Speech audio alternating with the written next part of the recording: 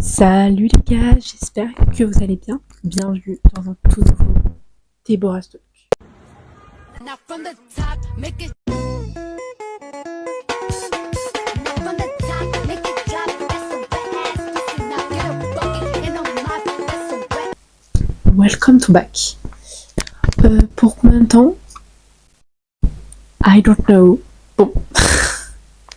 Aujourd'hui, j'ai essayé, je me suis dit, j'ai pris ma ring light, je vous ai posé, je suis sur mon lit, tranquille, vous pouvez voir mes doudous et ma pochette où je range mon micro. Vous pouvez voir des posters en fond, un truc que j'ai oublié d'arracher. Vous pouvez voir mes livres, bref, vous avez compris. On est là, on est cocooning, chill, j'ai mis un pull parce que bah écoutez, l'été commence à partir. C'est une vérité. Aujourd'hui, on va papoter. C'est peut-être le but de mon podcast. Voilà. Alors déjà, petit point de présentation. Enchantée, moi c'est Déborah, étudiante en première année de lettres modernes.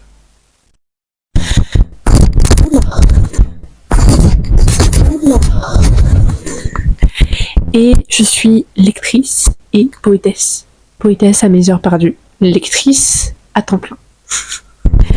Bon, à part quand il y a une panne de lecture. Alors, écoutez, c'est la première fois que je teste ce cadre. Donc, dites-moi si vous aimez bien.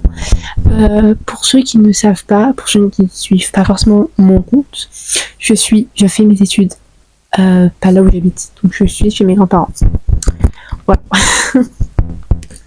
Aujourd'hui, dans ce Deborah's Talk, j'avais envie de parler d'un sujet. Et le thème d'aujourd'hui, c'est l'écriture qui guérit. L'écriture comme un moyen de guérison.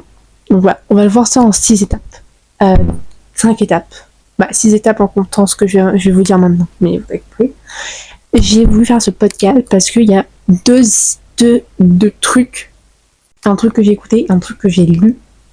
Qui m'a fait dire ouais vas-y, et un autre truc qui m'a dit oui tu peux en parler, tu es prête à en parler. C'est pas déjà de 1, j'ai écouté un podcast il y a pas si longtemps que ça, il y a peut-être 3-4 jours, même pas, genre peut-être 2 jours, c'était de Elsa Carla du podcast À l'encre de mes pensées, où elle parlait de l'écriture qui guérit par rapport à son sujet de grand oral d'HLP. Et je me suis dit, c'est le signe du destin en fait. Sorry. Je me suis dit, c'est le signe du destin de faire ce podcast. Puis, hier, donc au moment où je vous tourne la vidéo, on est mardi 15 septembre. Et ouais, on est mardi. Et je crois qu'en fait, les podcasts, plus le truc que je vais vous raconter juste après, ça s'est passé le même jour. Donc c'était un double dessin. Et donc hier je suis passée à la Fnac, donc lundi 14 septembre, je crois, les dates je suis pas sûre. Bon. Et je suis allée dans le rayon littérature française, etc. comme j'ai l'habitude de faire maintenant. On va pas parler de lecture, ne vous inquiétez pas, mais voilà. Moi j'adore David Fuentes. Voilà. Et moi je sais qu'il y a une autrice qui me tente énormément en ce moment, c'est Marguerite Duras. Et donc, en allant dans les flâner, si je peux dire ça comme ça, flâner, sans but précis de ma vie, je suis tombée sur Écrire de Marguerite Duras, des éditions Folio à 8,50€, je crois. Enfin, 5€, bref, je sais plus le prix. Dans les 5. Et j'ai lu le résumé et c'était en mode, ça a résonné en moi. Je me suis dit, it's a destiny. On le prend, je l'ai acheté avec mon pass culture, je me suis fait avec une carte Fnac gratuite. Écoutez, dans la vie, le destin était là pour moi. Pour me dire, slay, tu as slay. Puis, aujourd'hui, je me suis dit, et aujourd'hui, je crois, ou hier, aujourd'hui, je suis allée voir mes notes. Parce que quand j'ai des idées de podcast, des idées de vidéos et tout, je vais dans mes notes et je mets des notes. Là, je voyais podcast, l'écriture qui guérit. Et là, aujourd'hui, je me suis posée, peut-être pendant plus de 30 minutes, à faire le script de ce podcast. Et ce podcast, il s'est retrouvé en 5 grands thèmes avec 2 citations de Marguerite Duras que je voulais vous partager. Déjà, on va introduire l'écriture qui guérit. Pour moi, l'écriture, ça sert à... Ah oui, d'introduire l'introduction, ce podcast, j'avais déjà eu l'idée de le faire, mais de base, je voulais pas le faire maintenant, à ce moment-là.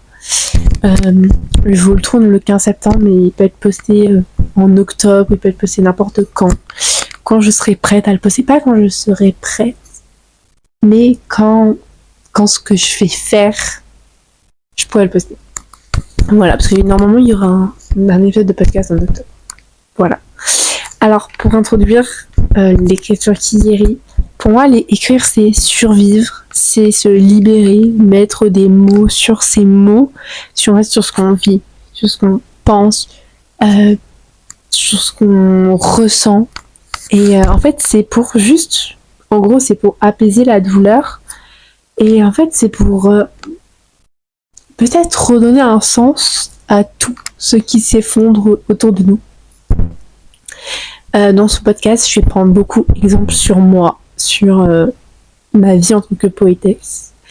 Ma vie, je suis poétesse alors que je suis pas éditée par n'importe qui. Je suis née en auto-édition au moment où je vous parle. Voilà. Mais je suis qui, mais je suis légitime, je pense en parler. Mais attention, en fait, pour moi, vraiment, disclaimer, je pense que l'écriture, elle n'aide pas à effacer les blessures, elle peut pas nous aider à les effacer, mais à nous aider à les traverser, à passer au-dessus, à peut-être pas forcément relativiser, mais on comprenne notre douleur. Parce qu'en fait, quand on l'écrit pas, moi personnellement c'est ça, moi quand j'écris pas ma douleur, bah je la comprends, mais sans la comprendre, vous voyez. Alors que quand je l'écris, je me dis, mais girl, je te comprends. I know. Et moi, j'ai écrit un recueil qui s'appelle À travers ma tempête et c'est un des recueils que je préfère le mieux. Mais après, quand je vous dis que c'est le meilleur recueil que j'ai écrit, j'en ai écrit que 3.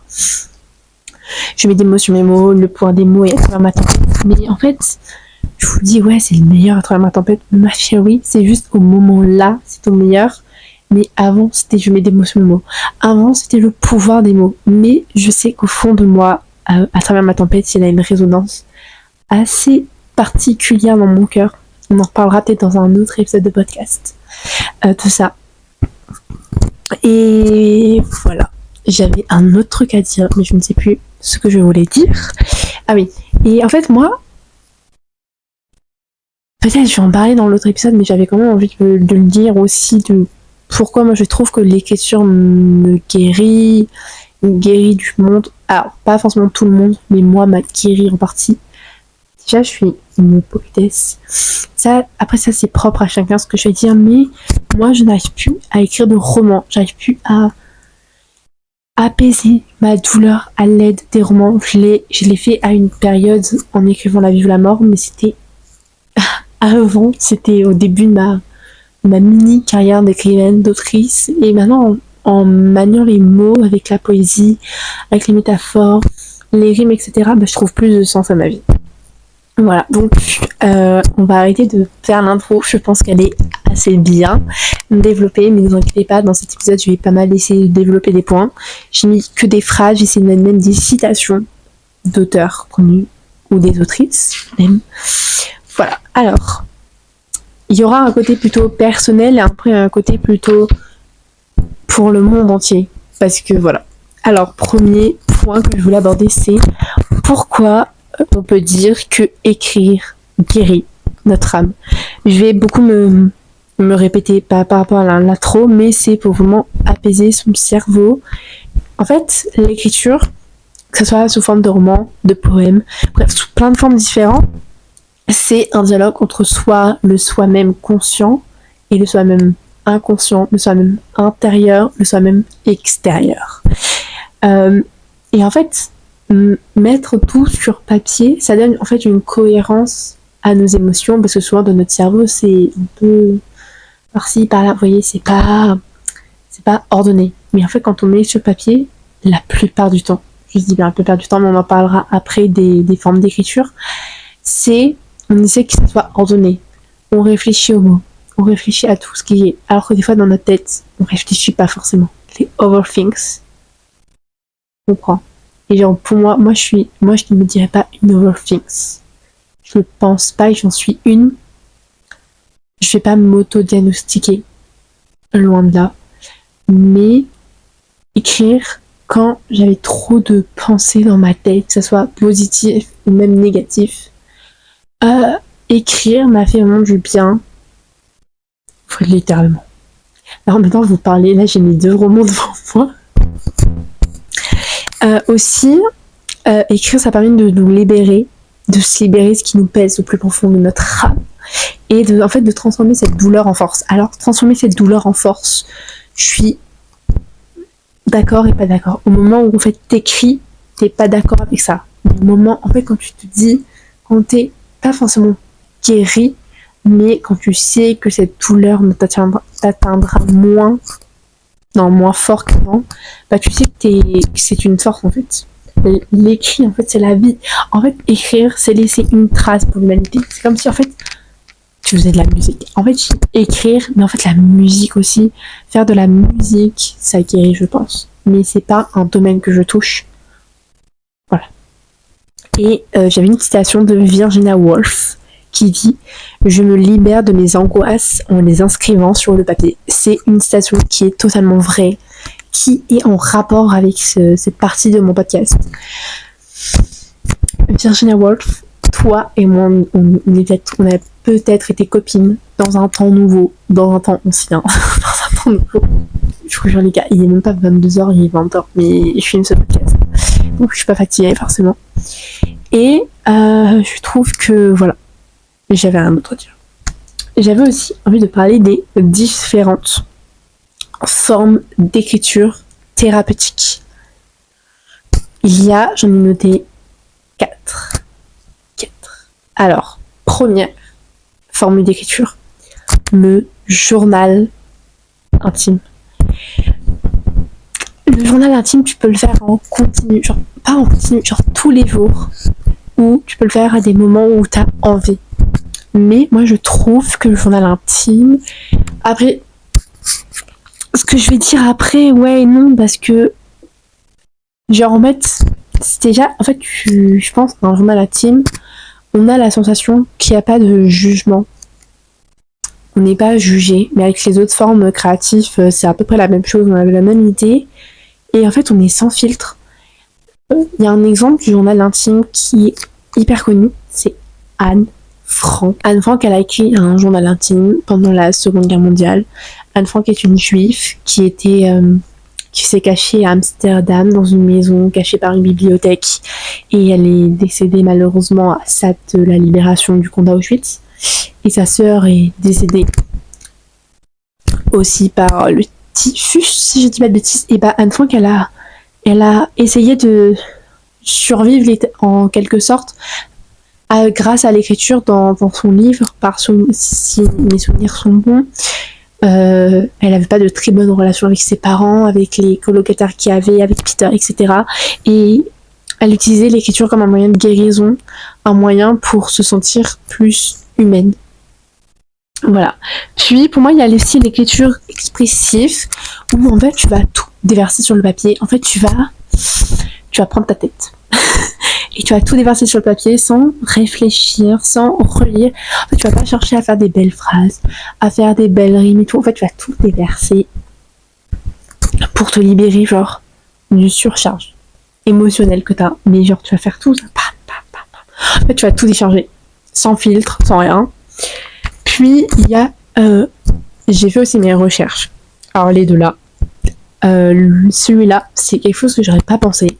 Les lettres non envoyées. Dire à quelqu'un qui soit vivant ou non, dire ce qu'on n'a jamais pu lui dire, mais tu vas pas lui envoyer. Je trouve que c'est une super bonne idée. Genre, imagine, tu dis ça à ton premier amour, à une ex-amie que tu ne verras plus du tout et tout comme ça. Je trouve que c'est une super bonne idée, mais en fait, ça concerne que la personne. Voilà. Après, il y a aussi l'idée aussi des lettres pour ton futur. Je sais pas trop si ça rentre dedans, mais voilà. Et la dernière forme d'écriture thérapeutique que j'avais envie de parler, c'était l'écriture créative. utiliser la poésie et les histoires pour apaiser ta douleur, ça c'est quelque chose que souvent les écrivains font.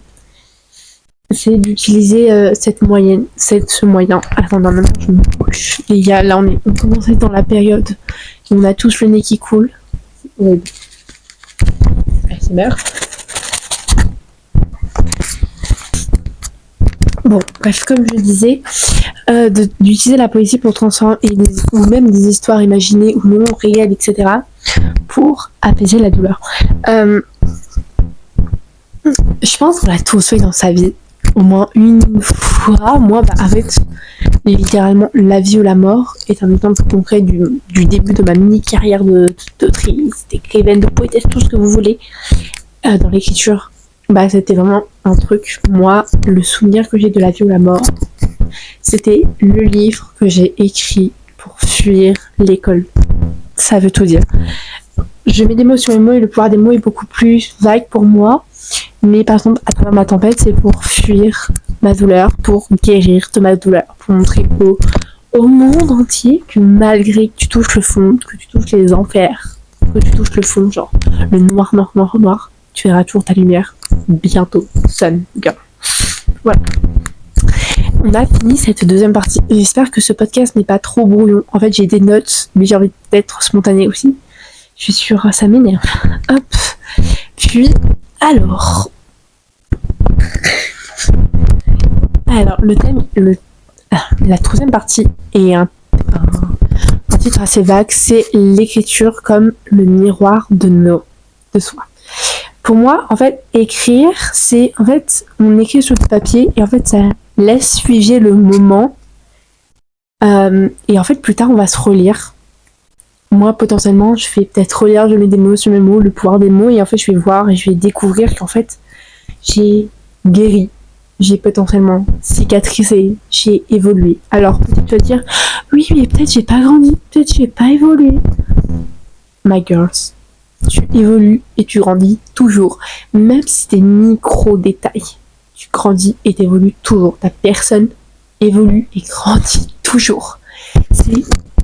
L'humain, il est pas stagne en fait. Il évolue continuellement. Et il y a la citation d'un philosophe que je voulais te lire, qui résonne vraiment là dans cette partie, c'est de Soren.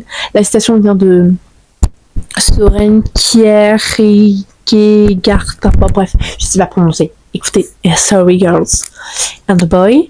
Et la citation dit: la vie ne peut être comprise qu'en regardant en arrière, mais elle doit être vécue en regardant en avant. Je te laisse méditer, dis-moi en commentaire, cette citation t'évoque quoi? Pour moi, en fait, l'écriture, j'ai marqué un truc, mais c'est pas clair, même pour moi, mais en fait, je vais l'utiliser quand même.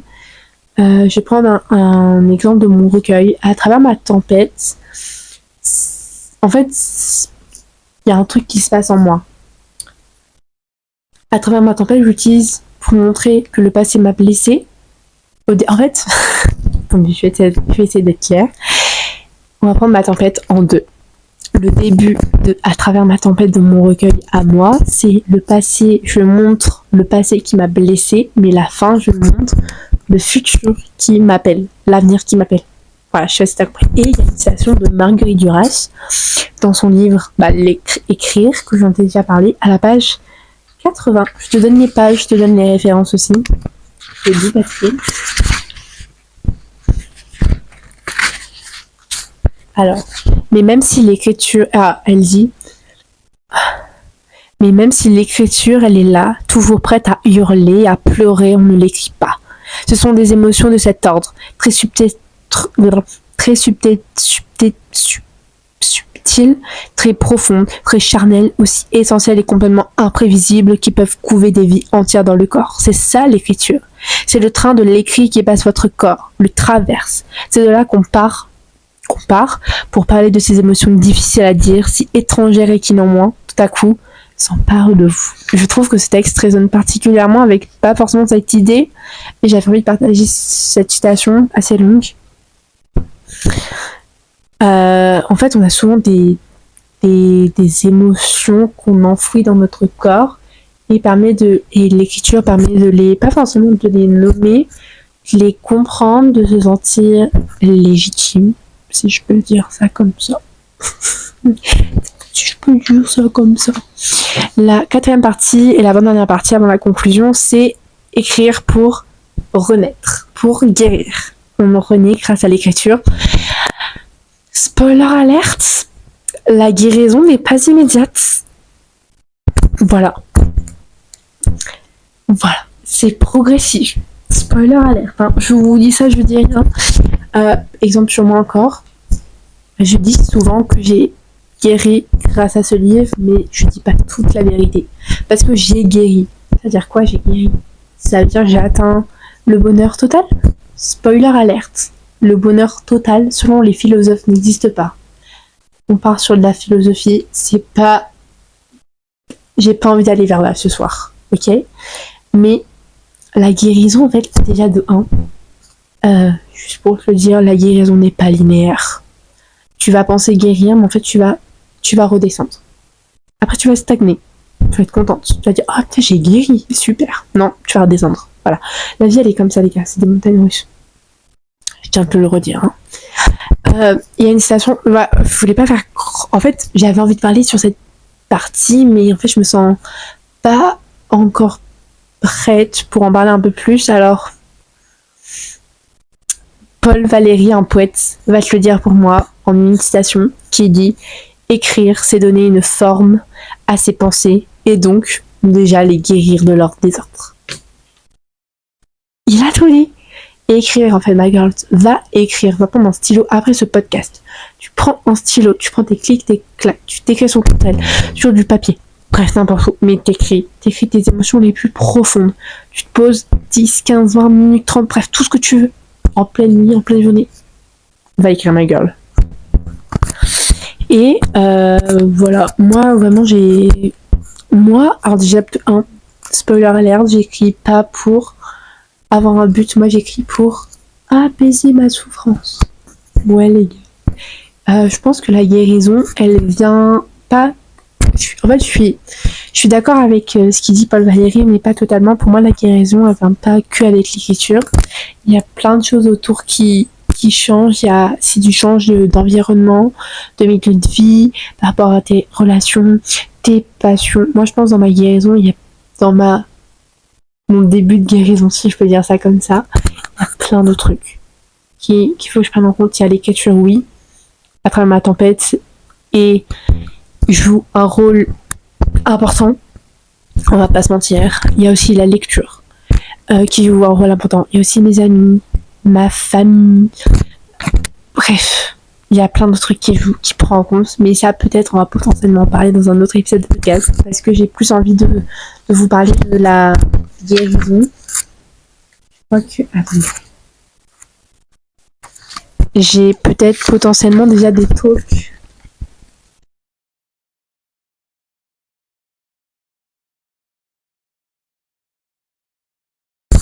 Voilà, j'ai déjà des petits trucs de talk à vous faire, mais je suis pas encore prête à le faire, voilà. Et je voulais utiliser une dernière partie pour faire un truc par rapport au témoignage. Je sais pas pourquoi j'avais envie de le faire, mais j'avais envie de le faire. Et en fait, dans les témoignages, que ce soit pas forcément Anne Frank, mais les témoignages de guerre, des rescapés d'Auschwitz, c'est vraiment pour un acte de mémoire. C'est transmettre leurs pensées, transmettre leur passé, pour pas que ça se reproduise, par exemple avec les rescapés d'Auschwitz, par exemple avec, pas forcément Simone Veil, mais par exemple si je prends exemple sur le tatoueur d'Auschwitz, qui va en parler, mais plus tard, ok oui, mais qui va parler de ça, ou même de Primo Levi, un écrivain rescapé de la Shoah qui écrit que raconter est un devoir. Oui, raconter l'horreur de la guerre, c'est un devoir. Un devoir de mémoire, un devoir pour sensibiliser les générations futures, un devoir pour se souvenir de ce qui s'est passé, même s'il a fait 100 ans ou plus. Un devoir de ne pas reproduire les mêmes erreurs. Un devoir, en fait, tout simplement. Et voilà. J'avais envie de conclure conclure, je sais pas si je conclue déjà par la citation, mais je la conclurai à la fin. En conclusion, en fait, écrire, c'est une porte d'entrée avec soi-même. En fait, on va essayer de comprendre notre intérieur, le plus profond de notre être. C'est pas facile à faire, les gars, d'écrire, ça vient pas comme ça. Il faut des fois du temps, il faut des fois chercher les bons mots. Moi, surtout en poésie, je cherche les bons mots voilà. Un mot, un autre peut changer, genre. Tu mets bonheur, heureuse, bah, c'est pas forcément la même chose. En termes philosophiques, non. En termes social, c'est la même chose. Bon, voilà. Après, souvent, on écrit pour mettre de l'ordre en nous. Et après, aussi, oui, en fait, souvent, notre blessure, elle est en force. Mais il faut pas oublier que oui, en fait, on veut pas fuir la douleur, on veut juste la traverser, la comprendre, un peu l'oublier. Voilà. Et j'avais envie de finir sur une citation, toujours de Marguerite Duras, issue de ce même livre, Écrire. Je vous mettrai peut-être les références, j'y pense, en description. Et elle dit: écrire, c'est aussi ne pas parler, c'est se taire, c'est hurler sans bruit. Et je vous laisse avec cette citation. Je vous laisse méditer sur cette citation. Et j'espère que cet épisode de podcast vous a plu. J'espère que vous avez passé un très bon moment d'écoute. N'hésitez pas à me donner vos retours en commentaire. Ce sera un plaisir de vous lire sur ce sujet qui me passionne autant que n'importe quel sujet. Il y a 2 sujets dans la vie que j'aime énormément parler, c'est l'écriture comme moyen de guérison et la lecture comme moyen d'évasion de la vie. Si vous voulez, peut-être dans un prochain épisode, on parlera de la lecture comme moyen d'évasion. Ce serait plutôt good, même si j'en ai déjà parlé pas mal de fois, mais peut-être avec des citations, si possible. J'ai pas mal de livres là-dessus qui parlent aussi de la lecture. Bon, c'est pas le sujet. Bref, moi je vous fais plein de gros bisous. Attendez, je vais aller juste la caméra. Je vous fais plein de gros bisous et on se retrouve peut-être la semaine prochaine, peut-être dans 2 semaines, peut-être dans 3 semaines. Bref, mais on se retrouvera très bientôt parce que j'adore parler avec vous. Voilà, bisous.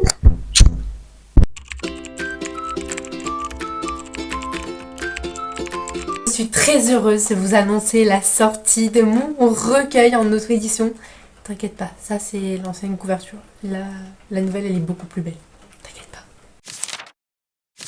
Ce recueil me tient à cœur puisque oui, je transforme ma douleur en mots où l'écriture est un moyen de guérison. Ce recueil sera bientôt disponible sur Amazon et j'espère qu'il te plaira autant que moi j'ai aimé pleurer en l'écrivant. À toi lecteur ou lectrice, reste connecté parce que c'est pour bientôt.